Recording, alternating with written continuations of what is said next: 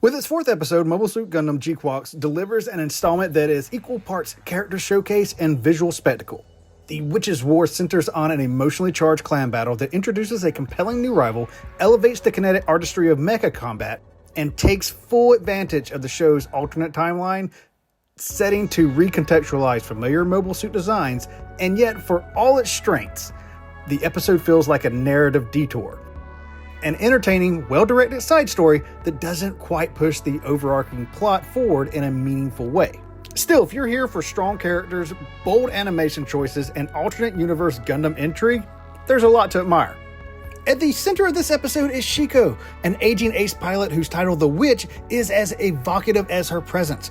A veteran of the one-year war in this universe's distorted continuity, Shiiko is introduced with a heavy aura, a legend in the underground clan battle scene, and someone clearly carrying the trauma of loss on and off the battlefield. Her grudge against the Red Gundam forms this episode's emotional core. We learn that Char was responsible for destroying her Mav in a prior encounter, leaving her psychologically unmoored. The witch motif works not just as a nickname, but as a thematical lens. Shiiko operates on intuition, haunted memory, and borderline madness, evoking the kind of cursed power and tragic solitude one might find in a myth. The episode doesn't just treat her as a throwaway antagonist.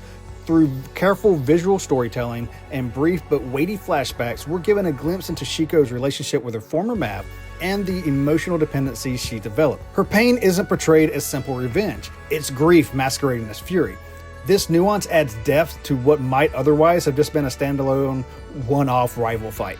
Longtime Gundam fans will immediately notice that Shiiko's mobile suit, the Gelgoog, looks kinda off. This version is sleeker, more angular, less curved and knight-like than the iconic Zeon suit we know. That's by design. It's a brilliant use of the alternate timeline to explore what-if design language. In this version of history, Zeon's technological developments diverged sharply after the early theft of the RX-78-2 Gundam. Now that they're copying the Gundam, the Zeon mobile suits now take on an Earth Federation look, kind of like a gem really. This difference isn't just visual. The Gelgoog in this episode fights like a Federation suit. It's about speed, precision, and tight control, fitting Shiiko's obsessive need to reclaim her honor. Visually, The Witches' War is a standout, even in a series already known for its energetic presentation. The standout moment is Sugi drawing Shiiko into what that episode describes as the Kira space, a liminal realm created through the synthesized Newtype resonance, reminiscent of classic Psycho Frame feedback scenes seen in Char's Counterattack and Unicorn Gundam.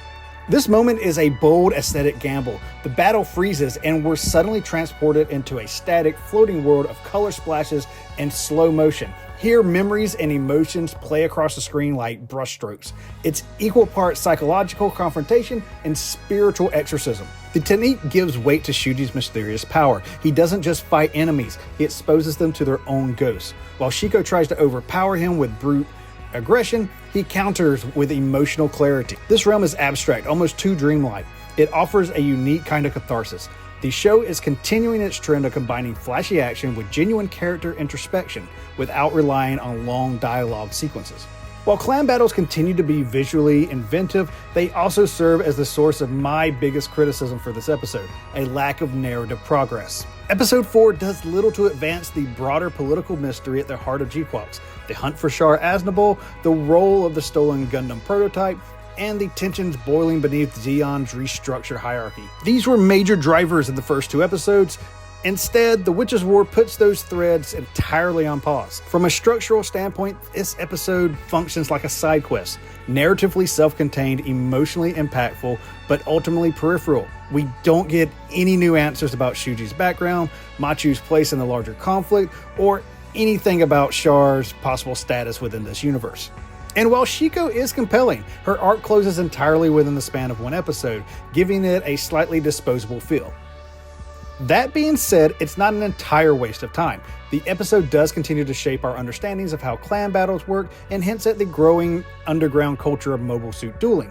It expands the world's horizons, if not vertically, flavorful, but not foundational. Surprisingly, Machu takes a back seat this week. While she's present during the battle and shares some of the key scenes with Shuji, her agency is mute. Coming off of episode 3's focus on her growth as a pilot and her partnership with Shuji, this feels like a regression in pace. The chemistry that began to blossom between them is largely ignored, and the episode misses an opportunity to show how she's processing their sudden rise through the clan battle ranks. Instead, Machu plays the role of observer, reacting to the spectacle rather than helping drive it. For a show positioning her as the heart of the narrative, sidelining her at this stage might be risky. Episode 4 of Gundam GQuuuuuX is a beautiful and emotionally satisfying episode, but it's also a structural anomaly. It halts the forward motion of the main plot in favor of a character-focused detour. While fans of classic Gundam storytelling will likely appreciate the depths given to Shiiko, others may feel frustrated at the lack of answers to the show's central mysteries. The redesigned Gelgoog, the Newtype dream space, the intimate one-on-one duel, all of these are triumphs of direction and concept, but at the end of the episode, we're still waiting on the story to move on. If Gundam GQuuuuuX continues with this rhythm, alternating main plot with standalone clan battles, it will need to ensure each episode feels connected to a broader arc. Otherwise, even brilliant moments like the Witches' War risk feeling like stylistic cul-de-sacs, beautiful, poignant, and a little too safe.